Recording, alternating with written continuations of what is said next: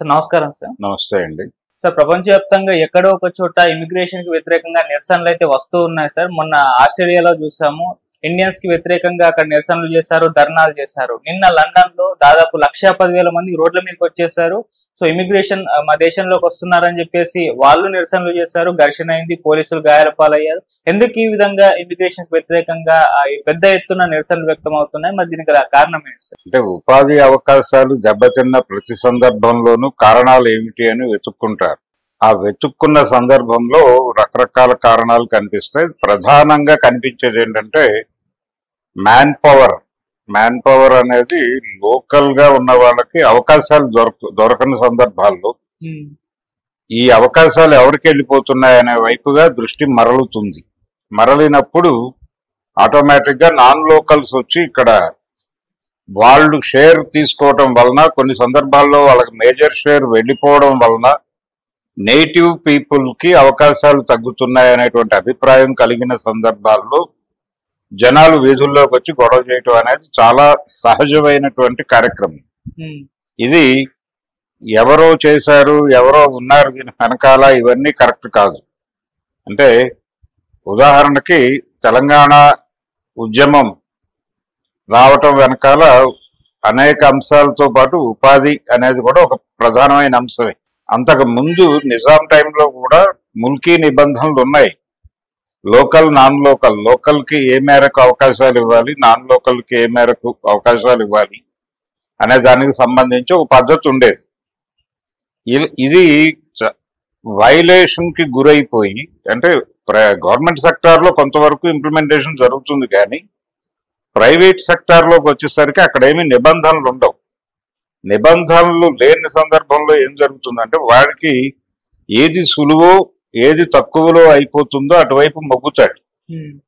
అటువైపు మొగ్గినప్పుడు cheap labour కి attract అవుతారు. అది ఎక్కడ దొరుకుతుంది అంటే, ఇప్పుడు ఒక ఏరియాలో కొంతమంది జనాలు ఉన్నారు, 15 మంది కూలీలు ఉన్నారు. ఆ 15 మంది కూలీలు నేటివ్ పీపుల్ అనుకుందాం. ఆ నేటివ్ పీపుల్ తో పని చేయించుకునేటప్పుడు వాళ్ళకి కొన్ని సందర్భాల్లో అప్పర్ హ్యాండ్ వస్తుంది. అంటే వాళ్ళు రేట్లు పెంచమని అడగచ్చు, రేట్లు పెంచకపోతే కుదరని పరిస్థితి వీళ్ళకి రావచ్చు.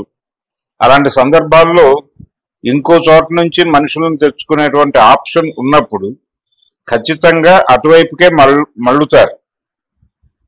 మరలిన సందర్భంలో వీళ్ళకి ఈ వలస కార్మికులు తక్కువకే దొరుకుతారు. దొరికినప్పుడు వాళ్ళనే ఎంటర్టైన్ చేస్తాడు. వీళ్ళకి ఉన్న అవకాశం కూడా పోతుంది. తక్కువ రేటుకి పనిచేయాల్సిన అనివార్యత ఏర్పడుతుంది. అంటే కూలీ రేట్లు పెరగవు, అలాగే అవకాశాలు కూడా తగ్గిపోతాయి. పని దొరకదు, కూలీ రేట్లు పెరగవు. 2 విధాల నష్టం వీళ్ళు అనుభవిస్తారు. వాళ్ళు ఇంకెక్కడో బతకలేక ఇక్కడికి వచ్చి బెటర్ లైఫ్ లో ఉన్నామని అనుకుంటారు.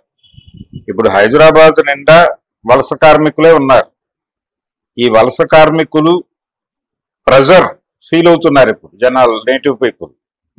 ఈ ప్రెజర్ డెఫినెట్ గా వలస కార్మికులను ఎందుకు నిరోధించటం లేదు అనేటువంటి ఒక ఉద్యమంగా టర్న్ అయ్యేటువంటి అవకాశము కలదు.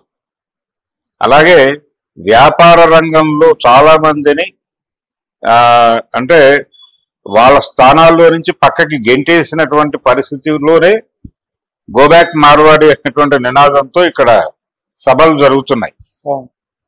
ఇలా ప్రతి చోట జరుగుతుంది. అంటే నేటివ్ పీపుల్ కి అవకాశాలు పోయినప్పుడు వాళ్ళు గొంతెత్తి మాట్లాడటం అనేది సహజం. ఈ సహజమైనటువంటి ప్రక్రియ ప్రపంచవ్యాప్తంగా కనిపిస్తోంది. కనిపించినప్పుడు చేయవలసింది ఏమిటి? ఎక్కడికక్కడ అకామిడేట్ చేయాలి. అభివృద్ధి అనేది వికేంద్రీకరణ జరగాలి అనేది ఎందుకన్నారు? ఇప్పుడు గతంలో కూడా హైదరాబాద్ రాజధానిగా ఉన్న రోజుల్లో హైదరాబాద్ చుట్టూ ఒక అభివృద్ధి నమూనాన్ని డెవలప్ చేసి ఈ చుట్టూ ఇక్కడే పరిశ్రమలు పెట్టడం వలన ఉమ్మడి ఆంధ్రప్రదేశ్ లో శ్రీకాకుళం జిల్లాలో మారుమూల ప్రాంతంలో ఎవరైనా పిల్లవాడు డిగ్రీ పాస్ అయితే వాడి జేబులో ఒక 1000 రూపాయలు 2000 పెట్టి హైదరాబాద్ బస్ ఎక్కించడం అనేది తండ్రుల కనీస ధర్మంగా మారిపోయినటువంటి ఒక సందర్భం మనం చూసాం. అంటే బతుకు చెరువుకి ఎక్కడికో చోటికి పంపించక తప్పని పరిస్థితి, అనివార్యత. పంపించి ఏదో విధంగా అక్కడ బతికే హైదరాబాద్ లో అని చెప్పి వాళ్ళు పంపించేస్తారు. వీళ్ళు వచ్చి ఇక్కడ ఎస్ఆర్ నగరం లేకపోతే కుకట్పల్లి హౌసింగ్ బోర్డు ఎక్కడో ఒక రూమ్ తీసుకుని బాలానగర్ లోనో ఎక్కడో జీవితం ప్రారంభిస్తారు. ఎప్పుడైతే అక్కడ పనిచేస్తున్నటువంటి ఒక ఆంధ్ర ప్రాంతానికి చెందిన వాడు చెప్తాడు, అంటే మా వాడు ఒకడు ఉన్నాడండి అంటే అక్కడ ఉన్నటువంటి యజమాని ఎక్కడో ప్రెజర్ ఫీల్ అవుతూ ఉంటాడు. అంటే ఏదో తీసి అంటే పెద్దగా టెక్నికల్ స్కిల్ అవసరం లేని ఏరియాలో ఒక నేటివ్ తో ఈ రేటుకు సంబంధించి అలాగే టైమింగ్స్ కి సంబంధించి ఏదో సఫికేషన్ ఉంటుంది వాడికి. వీడు చెప్పిన మాట వాడికి అమృతంలా వినిపిస్తుంది.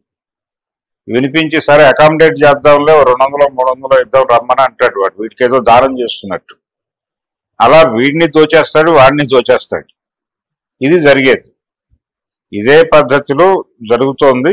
మీరు గనక అభివృద్ధిని వికేంద్రీకరిస్తే అక్కడి నుంచి ఇక్కడ దాకా రావాల్సిన అవసరం లేదు కదా. అక్కడ విశాఖపట్నంలోనూ ఎక్కడో చోట ఈ ఉపాధి అవకాశాలు దొరికితే అక్కడే ఉంటారుగా జనాలు అని చెప్పి సమైక్యాంధ్ర ఉద్యమ కాలంలో వచ్చినటువంటి కౌంటర్ ఆర్గ్యుమెంట్. అంటే హైదరాబాద్ పోతే మేము ఎలా బతకాలి అనే ప్రశ్నలో నుంచి సమైక్యాంధ్ర ఉద్యమాన్ని నిర్మించారు. అసలు ఎంతకాలం మీరు హైదరాబాద్ మీద ఆధారపడతారు? మీరు మీ ప్రాంతాల అభివృద్ధి మీద కేంద్రీకరించి పనిచేసి అక్కడ ఉపాధి అవకాశాలు కల్పించుకోండి, ప్రభుత్వాల మీద ఆ మేరకు ప్రెజర్ తీసుకురండి అని ఒక కౌంటర్ ఆర్గ్యుమెంట్ ముందుకొచ్చింది అప్పుడు. ఇప్పుడు కూడా అదే పరిస్థితి. అమెరికాలో నుంచి గెంటేస్తున్నారు, ఆస్ట్రేలియా నుంచి గెంటేస్తున్నారు, యూకే నుంచి గెంటేస్తున్నారు, లేకపోతే సింగపూర్ నుంచి గెంటేస్తున్నారు. వింటాం రేపో ఎల్లుండో. ఇప్పుడు నేపాల్ నుంచి వస్తున్న వాళ్ళ మీద ఇక్కడ అన్రెస్ట్ ఉందిగా. బంగ్లాదేశ్ నుంచి వస్తున్నారు రోహింగ్యాలు, వాళ్ళని అర్జెంట్ గా ఇక్కడ నుంచి తరలించాలి అనే మాట ప్రతివాడు మాట్లాడుతున్నాడుగా. ఎందుకు మాట్లాడుతున్నారు? ఇప్పుడు చాలా వరకు పనులు వాళ్ళే షేర్ చేసుకుంటున్నారు. సో ప్రపంచంలో ఇప్పుడు ఎందుకు ట్రంప్ ఇవన్నీ చేస్తున్నాడు? ఏది ఆయన ట్యాక్సులు పెంచడం ఇప్పుడు 50% పెంచాడు. అలాగే అంటే దిగుమతులకు సంబంధించిన పన్నులు ఎందుకు పెంచుతారు? ఎవరైనా సరే ఒక వస్తువుని పంపినప్పుడు ఈ ట్యాక్సులు పడి దాని భారం పెరుగుతుంది, దాని ధర పెరుగుతుంది. ధర పెరిగినప్పుడు లోకల్ ప్రోడక్ట్ చీప్ గా దొరుకుతుంది. సో ఈ ధర ఎక్కువ ఉంటుంది, అది తక్కువ ఉంటుంది కాబట్టి కస్టమర్ అటువైపు మగ్గుతాడు. అందుకని ఈ డ్యూటీ పెంచి ఉంచటం అనేది గతంలో పద్ధతి. ఏది ప్రపంచీకరణ జరగడానికి ముందు లోకల్ మార్కెట్లు సేఫ్ గార్డ్ చేసుకోవడానికి పెట్టుకున్న పద్ధతి అది. దాన్ని మళ్ళీ బూజు దులిపి మళ్ళీ ఇప్పుడు ఇంప్లిమెంట్ చేశాడు ఆయన. ఎందుకు చేశాడు? లోకల్ మార్కెట్ని అంటే లోకల్ ఇండస్ట్రీని కాపాడుకోవటం కోసం చేశాడు. నేటివ్ ఇండస్ట్రీ సెంటిమెంట్ దెబ్బతినకూడదు అనే ఉద్దేశంతో ఆ కార్యక్రమం నిర్వహించాడు. ఈ ప్రాసెస్ లోనే ఉపాధి అవకాశాలు డిమాండ్ కూడా ఉంది. నేటివ్ కి ఉపాధి అవకాశాలు దొరకటం లేదు. ఈ అవుట్ సోర్సింగ్ వలన నష్టాలు జరుగుతున్నాయి. ఇక్కడ నేటివ్ పీపుల్ గోల్డ్ గిల్లుకుంటూ కూర్చుంటున్నారు. పనులేమో ఇండియాలో అమీర్పేటలో కూర్చుని ఎవరో చేస్తారు. అక్కడ నుంచి అవుట్ సోర్సింగ్ లో వారి పని అయిపోతుంది. అమెరికాలో ఉన్న నేటివ్ ఏమో ఏం చేయాలో అర్థం కాని సఫికేషన్ లోకి వెళ్ళిపోతున్నాడు అనే గొడవలో నుంచి ఆయన అవుట్ సోర్సింగ్ మీద కూడా దాడి చేశాడు. కానీ ఇవన్నీ కూడా ఇప్పుడు యూకే నుంచి వెళ్ళిపోమని గొడవలు జరిగిన, ఆస్ట్రేలియా నుంచి వెళ్ళిపోమని గొడవలు జరిగిన, ఇవి నేటివ్ పీపుల్ ఆకాంక్షలే తప్ప ప్రభుత్వ ఆకాంక్షలు కాదు, ఇండస్ట్రీ ఆకాంక్ష కూడా కాదు. ఇండస్ట్రీ ఎప్పుడూ కూడా ఈ నేటివ్ పీపుల్ డిమాండ్స్ ని హర్షించవచ్చు. అది ఖచ్చితంగా అది ఏదో పద్ధతిలో అనునయింపజేసి వాళ్ళ నోరు ముయించేటువంటి ప్రయత్నం చేస్తుంది. ఆ ప్రయత్నంలో భాగంగా ఇప్పుడు మనకి కనిపించేటువంటి అధినేతలు యూకే కావచ్చు, ఆస్ట్రేలియా కావచ్చు, లేకపోతే అమెరికా కావచ్చు, ఆ దేశాధినేతల తలల మీద 12 మంది కార్పొరేట్ భూతాలు ఉంటాయి. ఆ కార్పొరేట్ భూతాలు వాళ్ళని గైడ్ చేస్తాయి.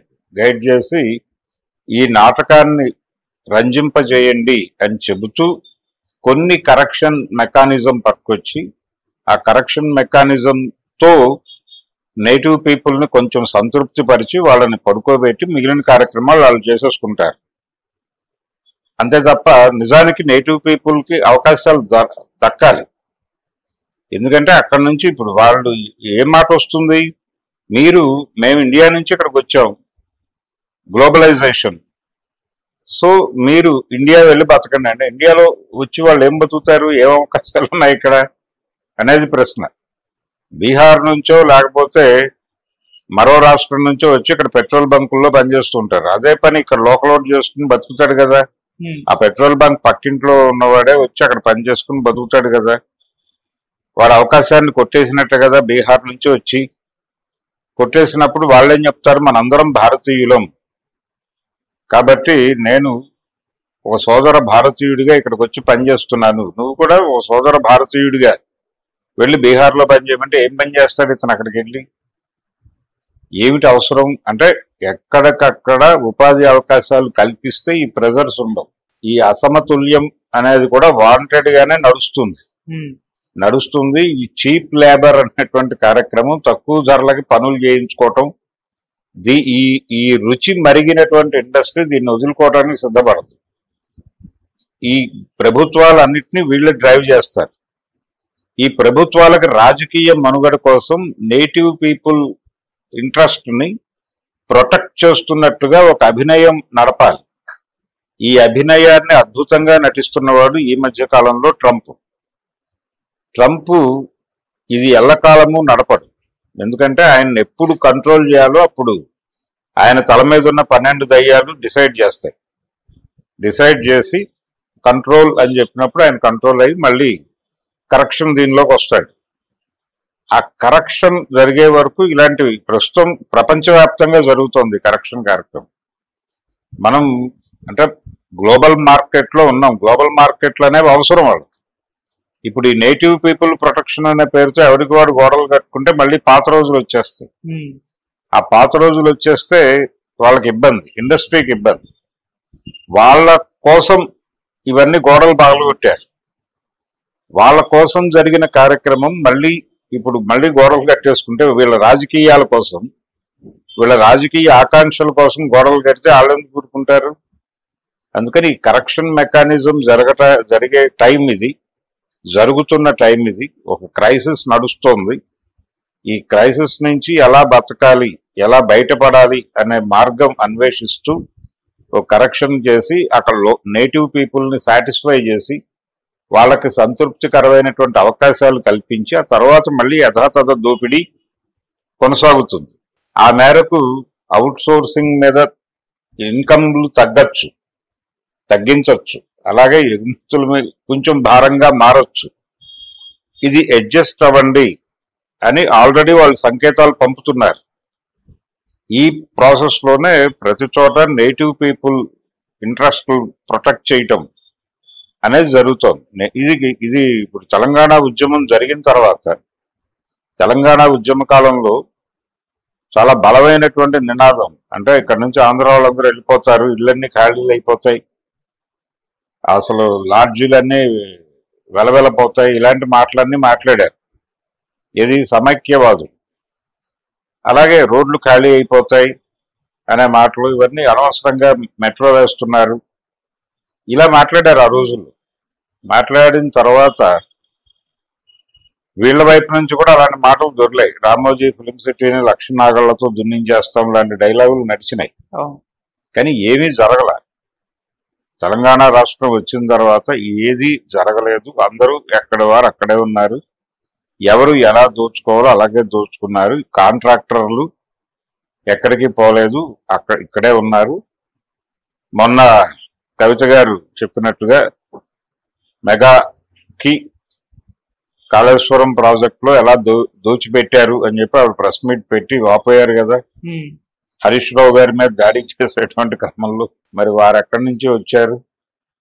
కాబట్టి ఇవన్నీ కూడా ఒక కరెక్షన్ మెకానిజం. అంటే జనాల్లో అసహనం పెరిగినప్పుడు ఒక కరెక్షన్ మెకానిజం తీసుకురావడానికి ముందు గ్యాప్ లో ఇలాంటి ఆందోళనలు జరగటం అనేది కూడా సహజమే. ఇది ప్రాపర్ గా అర్థం చేసుకుని ఇండస్ట్రీతో దెబ్బలాడి నేటివ్ పీపుల్ ఇంట్రెస్ట్ ని ప్రొటెక్ట్ చేసే పరిస్థితుల్లో ఈ ప్రభుత్వాలు ఏవీ లేవు.